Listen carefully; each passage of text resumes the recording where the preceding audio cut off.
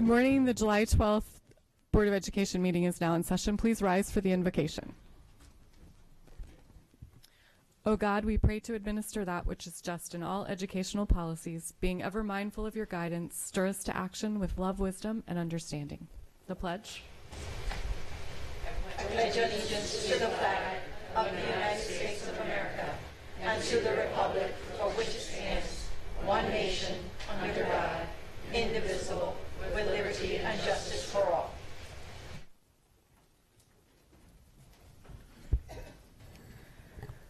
Item 2.03 is approval of the minutes. Do I have a motion to approve the minutes? So moved. All those in favor? Motion passes 8-0. Item 2.04 is establish agenda order, and the agenda will stand as published. Item 2.05 is recognitions, and we don't have any this morning. Item 2.06, employee of the month, actually it was for June, and this is Mrs. Sasso. Today, the Board of Education celebrates and recognizes student advocacy in our schools. Many students need someone to look out for them, someone to help take them towards academic success. A student advocate is a person who empowers their students. They give advice, encouragement, or a listening ear. It's an individual that lets a student know that they have someone who believes in them and who is there for them. Meet Teresio Sims, Annapolis High School student advocate and our employee of the month for June. Teresio's role as student advocate requires him to interact with many of the same students who are struggling with the same issues on a daily basis. In this unique position, he is the first line of defense and support of his students. Mr. Sims' role as student advocate requires him to interact with students in the hallways and around the buildings on a consistent basis. He lends a helping hand to students who are having difficult times managing emotional situations, managing the academic aspects of their lives, or dealing with a variety of their struggles. His daily actions and his dedication to his students serve as a valuable model for both the students and the student advocate team. There is never a question of which duties Mr. Sims has or has not completed, and he is more than willing to take the initiative to address situations that arise, including building coverage during transition, conflicts between students, and conflicts between students and teachers. To lead by example day in and day out is often the key to a high level of professionalism. Mr. Sim's tireless dedication to the students, staff, and school have made him an indispensable commodity to Annapolis High School, as he truly represents the model of consistency, initiative, and positivity that school leaders strive for all students and staff to embrace. Teresio Sims, you embody all of the character traits of a consummate professional. Your positive presence every single day for Annapolis High School students and your level of energy is indicative of and a contributing factor to the positive climate and culture of the school building. So on behalf of the Board of Education, the students, teachers, and staff of Anne Arundel County Public Schools, the board is honored to recognize you as Employee of the Month for June 2017 for your excellent work and dedication to the students of Annapolis High. Congratulations. Please join me up front.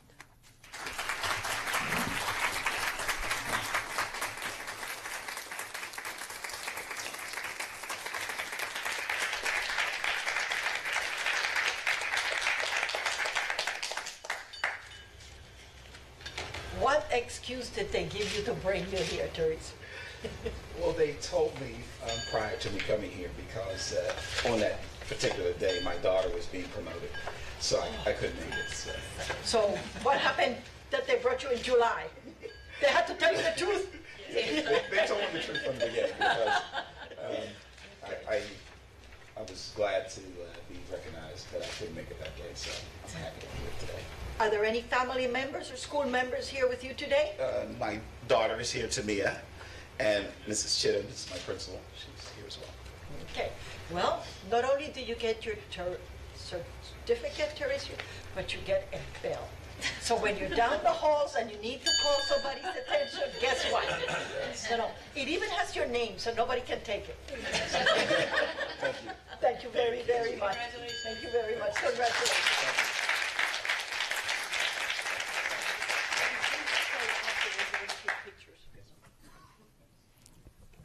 Congratulations. We'll do pictures after item 5.01. Item 2.07 is school and community highlights, and I just want to kick it off by congratulating and welcoming our newest board member to the dais. Lucia Cole was sworn in yesterday, and we're so happy to have you here.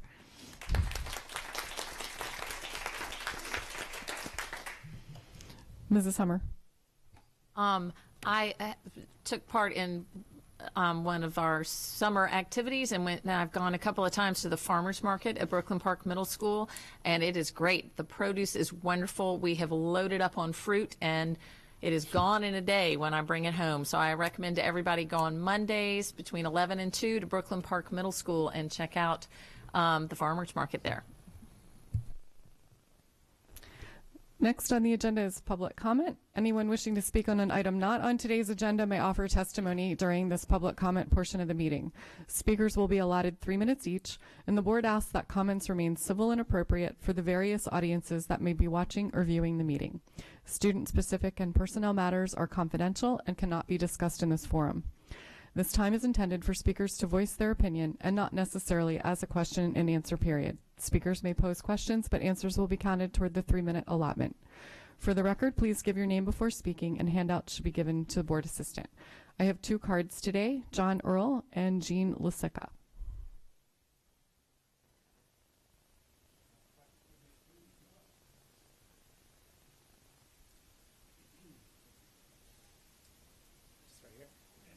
Perfect.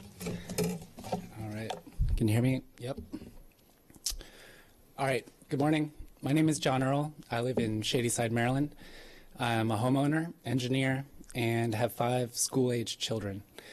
I come here before you this morning to implore that you do not allow Milestone Corporation to build the cell phone tower at Shadyside Elementary School.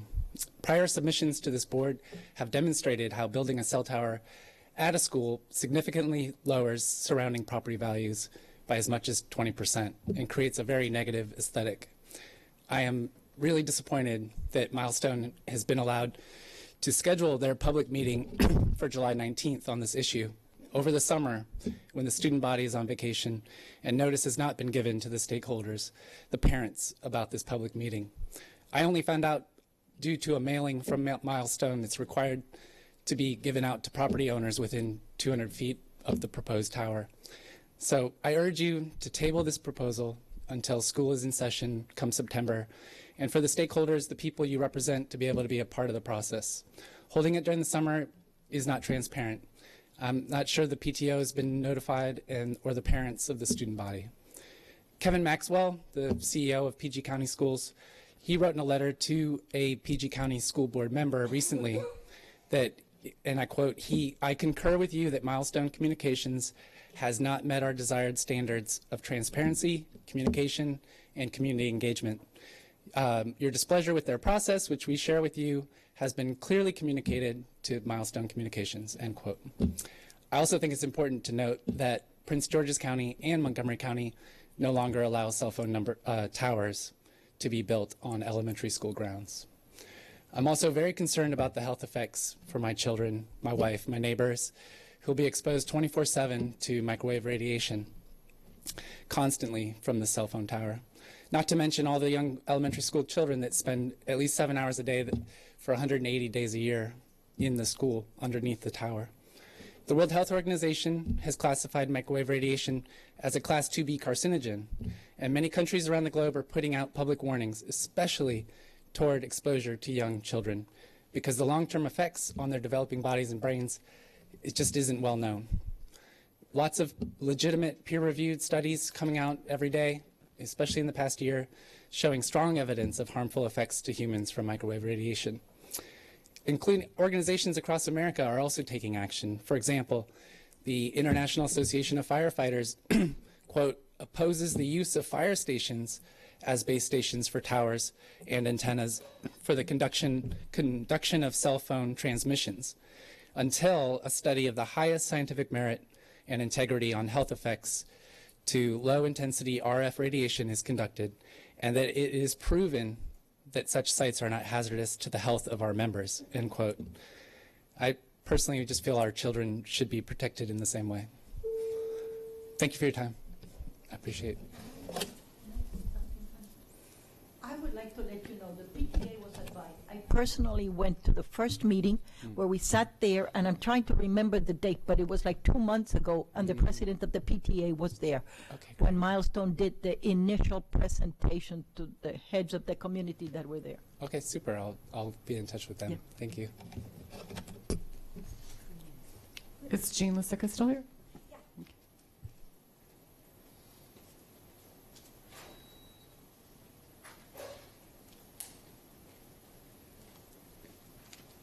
Hi, Jean Lesica, Shady Side, same issue, 5 main concerns, health and wellness. It's clear that scientific research is at best inconclusive regarding whether living, working, or going to school near cell phone towers poses a risk for cancer or other health problems. And an American Cancer Society study cited on the Verizon Wireless webpage for this project says that at this time, there's very little evidence to support this idea, which is pretty vague on its face, but that same study continues to say that very few human studies have focused specifically on cellular phone towers and cancer risk. So if long-term exposure does in fact result in cancer, and additional research confirms that the link supported by the World Health Organizations, there will be hundreds of court cases.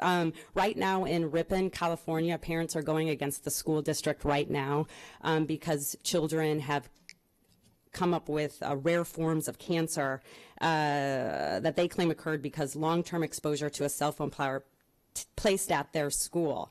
And regardless of merit, if this would tie up money and time for the district, and if similar cases in Anne Arundel came up,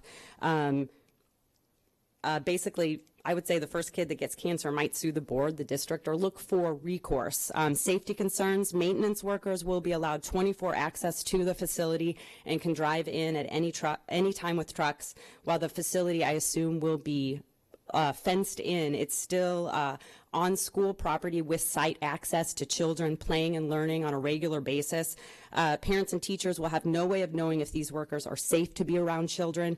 And additionally, many counties, including, as my friend mentioned, Montgomery County, classify cell phone towers as hazmat sites because of the chemicals and the batteries, the diesel fuel, and other operating materials. So essentially, we're putting a hazmat site on school grounds. Traffic patterns, I don't know if anyone's talked about that. Due to the school's location in small rural area, it has limited access. So people know that drop-offs and pick-offs at Shadyside Elementary are already congested and dangerous due for pedestrian traffic. So an increase in commercial vehicles would not be supported by the current infrastructure.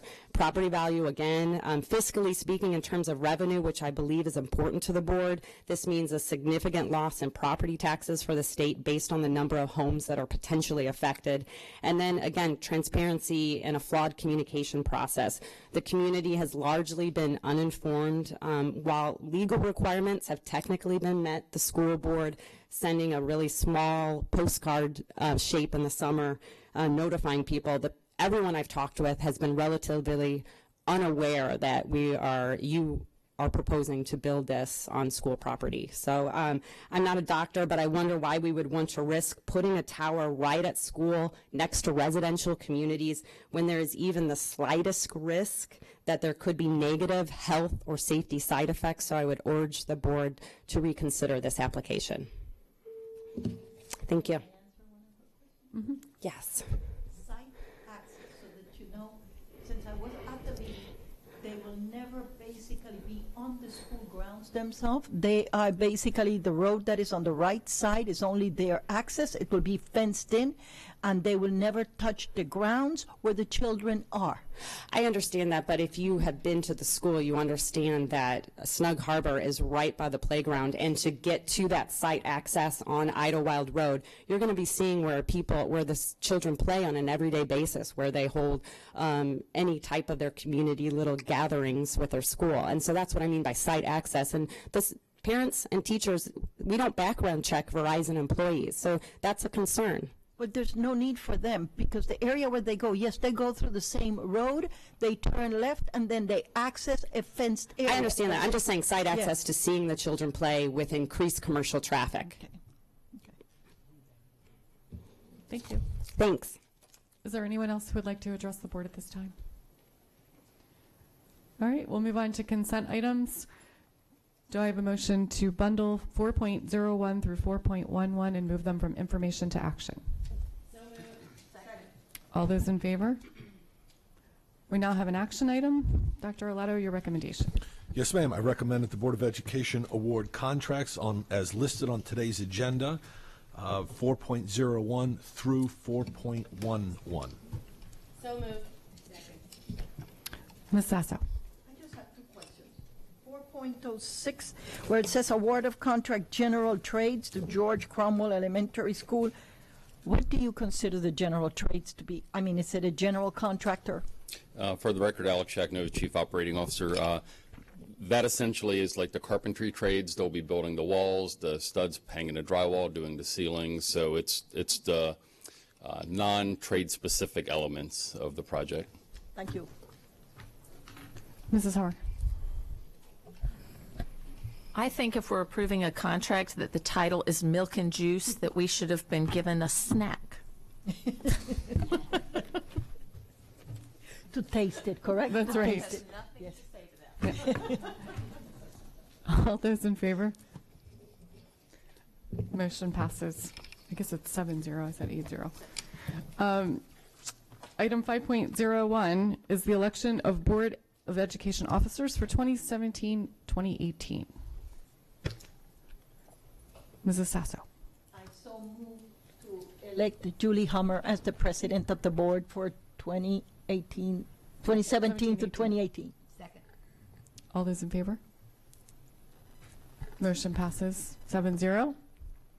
I so move to elect Terry Gilliland as our vice president for the board of 2017 to 2018. All those in favor? Motion passes 6-0. Congratulations. We'll take a break now.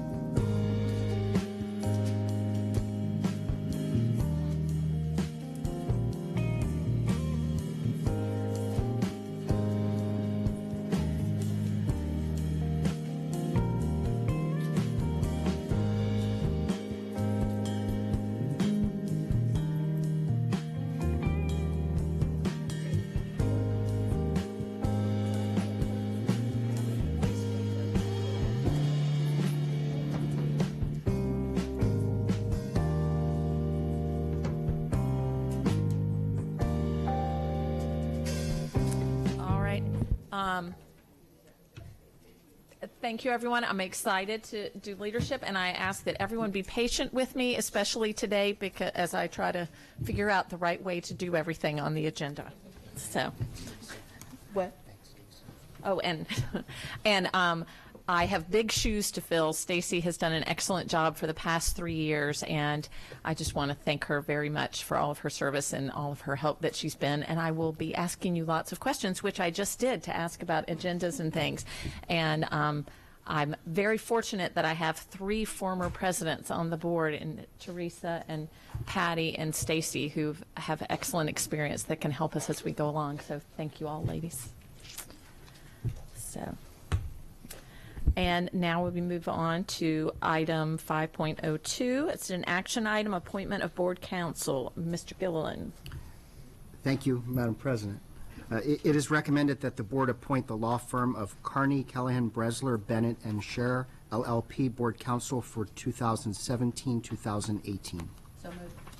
Second. All right. Are there any board questions or comments? Are there any, oh, I'm sorry. Terry, your button. I just want to point out that it is pursuant to the contractual terms that we're agreeing upon. Just want to make sure everyone knows that we are signing a contract.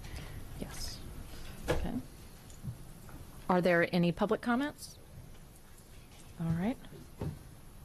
And then, do it now vote. We have all those in favor of approving the contract? The motion passes 7-0. All right, item 5.03 is an action item. Dr. Arlotto, your recommendation. Yes, ma'am. I recommend that the board approve the personnel listed on the attached sheet and that they be promoted and or appointed. All those in favor? Motion passes 7-0. All right. Item 5.04 is an action item, also personnel. Dr. Arlotto, your recommendation? Yes, ma'am. I recommend that the board approve the actions as stipulated on the attached sheets. Second. All those in favor? Motion passes 7-0. Item 5.05 is an action item, policy purchasing authority. Dr. Arlotto, your recommendation. Yes, ma'am. I recommend approval of policy DE, subject to final correction for style and format.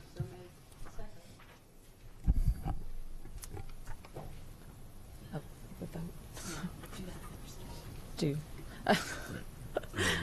Are there any board questions or comments? All right. Are there any public comment? All right. And All those in favor. all those in favor, we're not having a president. Right, the presentation's third reading. Okay. All those in favor? Motion passes 7-0. Item 5.06, an action item, policy DEA, purchasing procedures. Dr. Arlotto, your recommendation? Yes, ma'am. I recommend approval of policy DEA, subject to final correction for style and format. Okay. Are there any board questions or comments? Are there any public comments? So, all those in favor? Motion passes 7-0. Item 5.07, bidding procedures, DEB. Dr. Arlotto, your recommendation. Yes, ma'am. I recommend approval of policy DEB, subject to final correction for style and format. Are there any board questions or comments? Are there any public comments? All those in favor? Motion passes 7-0. Item 5.08, also an action item. Dr. Arlotto, your recommendation? Yes, ma'am. I recommend approval of policy DEC, subject to final correction for style and format. So moved. Second. All right. Are there any board questions or comments? Mr. Gilliland. Thank you. I'll fix it. One question, just to follow up on our discussion last month, when we discussed the tie-in to the ethics policy, and I wanted to ask if it was okay with you that on B, under issue, the second sentence preceding the board desires that we change, and if okay with you, then I'll offer it as an amendment to the board to stipulate in accordance with board policy BAF, ethics and conflicts of interest, the board intends, and then it continues to ensure that the integrity. Will that meet your requirements? For the record, Jeanette Ortiz, Legislative and Policy Council. Yes, Mr. Gilliland, there was a question as to the definition of gifts and whether campaign contributions would be considered gifts. And so upon additional research, Policy BAF, Ethics and Conflicts of Interest, specifically states that gifts, that campaign contributions are not gifts. So I think it would be appropriate to cross-reference that policy in DEC. And then I can do the same on the regulation as well for consistency. Perfect. And if okay with the board, then I'll offer that as an amendment. So for B issue, the second sentence of that paragraph would say, in accordance with policy BAF, ethics and conflicts of interest, the board intends. The rest of that sentence remains the same. The board intends to ensure that the integrity of the purchasing policies and business partnerships are maintained for the benefit of the business community as well as AACPS at the highest ethical level possible. Second. Are there any other board questions or comments on the amendment? Any public comment? All those in favor of the amendment? The amendment passes 7-0. Now we'll vote on the overall policy. Any questions or comments on the overall policy? Any public comment? On the thing on, I'm sorry. Any public comment? I'll get this. Any public comment? All those in favor? Policy passes 7-0. Next is item 5.09, an action item, transfer easements pertaining to board property. Dr. Arlotto, your recommendation. Yes, ma'am. I recommend approval of policy DH, subject to final correction for style and format. So moved. Second. Are there any board questions or comments? Is there any public comment? All those in favor? Motion passes 7-0. Item 5.10 is an action item, joint agreements, policy KF. Dr. Arlotto, your recommendation. Yes, ma'am. I recommend approval of policy KF, subject to final correction for style and format. Second. Are there any board questions or comments on this policy? Are there any public comments? All those in favor? Motion passes 7-0. Item 5.11 is an information item, and we do have a staff presentation. Ms. Ortiz? Yes, again, for the record, Jeanette Ortiz, Legislative and Policy Council. The Division of Curriculum and Instruction brings policy IH, instructional materials, to you for first reading. This policy was last revised on May 20th, 1991. The updated policy addresses instructional materials for students, and the policy will be posted on our website for 30 days for public comment. We can answer any questions you may have. Are there any board questions or comments? Are there any public comments? And so this will now be posted on the website for 30 days for public comment. Yes, correct. And I also just wanted to know, as indicated in the yellow sheet, that currently we have policy IH, IHA, and IHB that all relate to instructional materials. And so what we've done here is we've consolidated those into one policy, which will be IH, and one regulation, IHRA, just for efficiency. It made more sense to do it that way. And so we'll talk about IHA and IHB when we discuss rescinding policies. Thank you. Thank you. Okay. Item 5.12 is also an information item. It's rescinding of policies. And Ms. Ortiz? Yes, so superintendent is recommending that the board rescind the following policies. Policy DAA, Financial Management Priority Objectives. Policy IFJ, Religion in Schools. Policy IFN, Technology Education. Policy IHA, Textbook Selection and Adoption. Policy IHB, Supplemental Materials. And policy KGA, Crisis Intervention Team. I reference IHA and IHB being incorporated into the new revised policy IH. The other policies are older, and they've essentially been incorporated into existing policies that we have now, so they're kind of duplicative and unnecessary. So that's why it is being recommended that they be rescinded.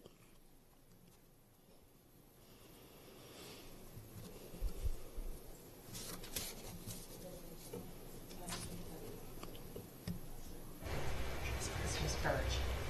You say Ms. Gilliland on my button. Oh, I am not Miss Gilliland. Mr. Kim. Ms. Burge. My question is, so I'm assuming that we won't rescind these policies until we've adopted the corresponding policies, IHA and IHB. Yes. So Otherwise, we'd be without a policy. exactly. So my recommendation would be specifically to policies IHA and IHB to hold off on rescinding those until we've adopted the new revised policy IH. With the other policies, because they've essentially already been incorporated into current policies, I would recommend that you can go ahead and rescind those.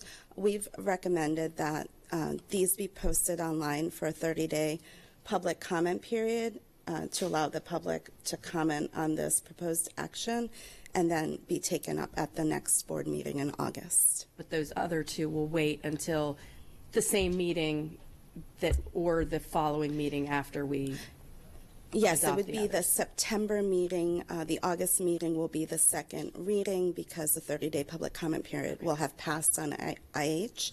So then third reading would be your September meeting for. Otherwise, we'd be wandering in no man's land about textbook selection and adoption for 30 days, and that would be a crisis. Are there any further board questions or comments? Any public comment? All right, so these policies will be posted on the website for a 30-day public comment period? Yes, correct. All right. Okay, I thank believe you. that's all. Thank you. Okay, item number 6.01 is a review item, construction status report.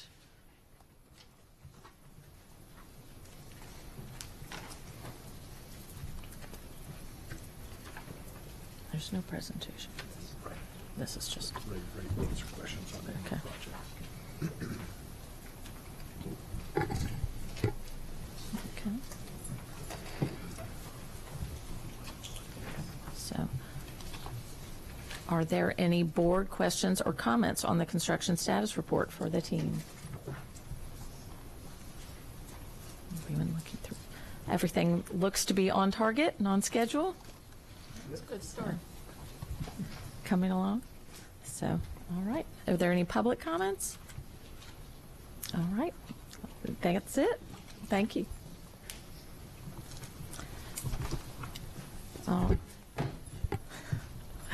Item number 6.02 is a review item.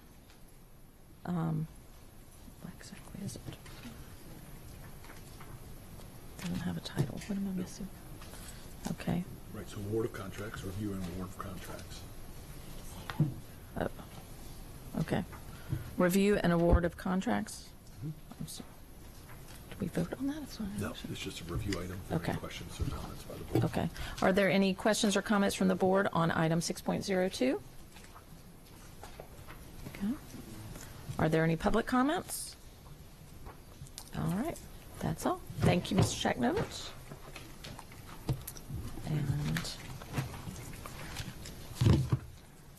And then what was there?